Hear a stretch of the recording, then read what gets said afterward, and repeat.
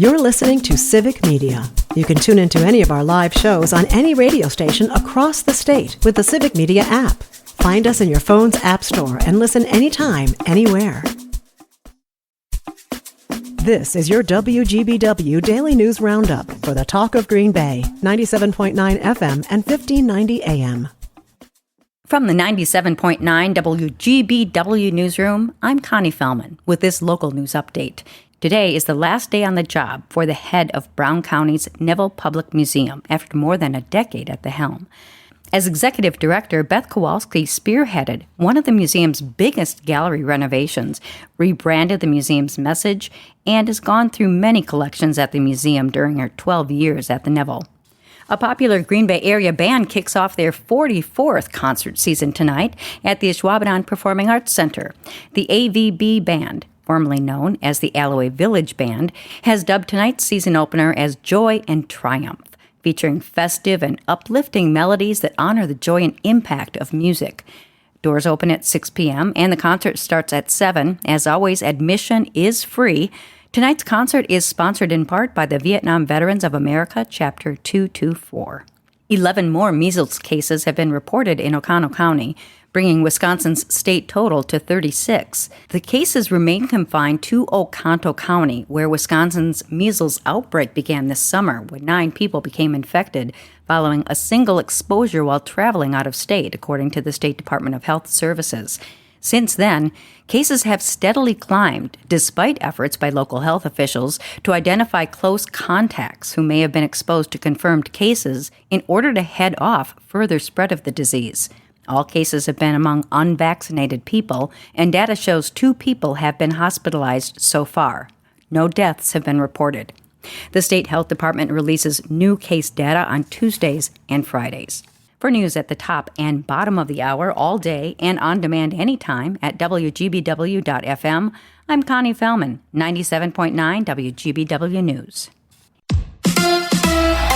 Brewers baseball tonight. Hi, I'm Mike Clemens with sports. The Brewers open a 3-game series tonight against the Los Angeles Angels at American Family Field. Milwaukee with a 5-game lead over the Cubs in the NL Central. The Angels are in last place in the American League West, 13 games behind the Mariners. NFL. Matt LaFleur says the Packers' 10 penalties last Thursday night were far too many. We went into the game. We knew that the penalties were going to be a big part of the game, and we had far too many. So obviously the first drive, it negated a touchdown, and then we had pre-snap penalties. You don't want any of those. We had a couple pre-snap penalties. We had a couple penalties on special teams that really played a big impact on field position. The Packers play the Browns in Cleveland on Sunday. The Minnesota Vikings will be without their quarterback, J.J. McCarthy, the next 2 to 4 weeks. McCarthy suffering a high ankle sprain during their loss to the Falcons on Sunday night. Carson Wentz will take over at quarterback. With sports, I'm Mike Clemens.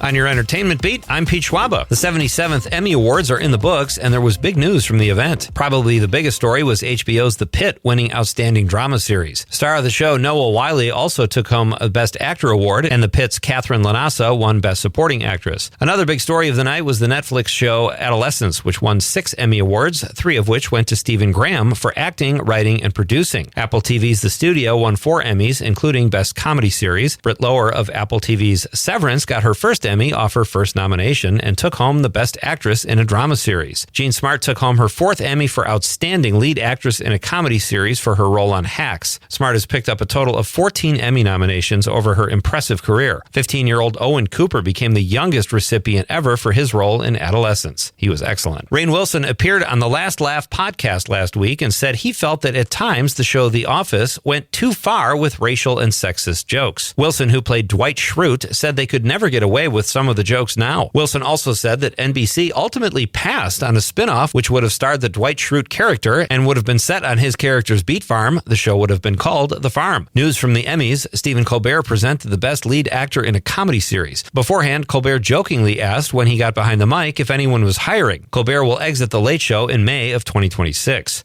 Colbert also joked that he brought his resume and showed the crowd his old headshot. The Late Show host was visibly moved when the crowd started chanting Stephen. Great guy. And by the way, Best Lead Actor in a Comedy Series went to Seth Rogen for The Studio. If this past weekend box office earnings are any indication, anime has completely arrived. Demon Slayer Infinity Castle found itself at the top of the box office with a $70 million opening weekend. Its opening day take of $33 million was the highest opening ever for an anime film. Last week's number one film, The Conjuring Last Rites, held off 3 challengers for the number 2 spot and a take of $26 million. The 3 new releases include Downton Abbey, which brought in $18 million big ones in its first week of release to finish at number 3. The Stephen King-inspired The Long Walk pulled in $11.5 million over the weekend. The film is based on King's first novel of the same title. And in 5th place was sort of a new release, or more accurately, a new re-release, as Toy Story brought in over $3 million on over 200 screens, giving it a massive haul of $195 million, dating back about 30 years. For more showbiz fun, tune into Nightlight with me, Pete Schwaba, weeknights from 6 to 8 p.m. on the Civic Media Radio Network. It is going to be mostly sunny and warm again today. We'll get to around 85 for a high this afternoon. Tonight, clear. We'll drop to 62 for a low. Tomorrow, more sunshine with a high right around 85. I'm meteorologist Sean Cable. Currently, it is 60. That's your WGBW Daily News Roundup from Civic Media. Subscribe to this podcast on Spotify, Apple, or wherever you find your podcasts. Find more news at WGBW.FM. The national news cycle never stops, but it can be hard to find news about your local community. Civic Media is dedicated to providing quality local and state news coverage across Wisconsin. With the Civic Media app, you can get notifications about local stories that matter to you and your community. Find the free Civic Media app in your phone's app store and choose notifications from the menu to tell us what kind of news you want to hear about.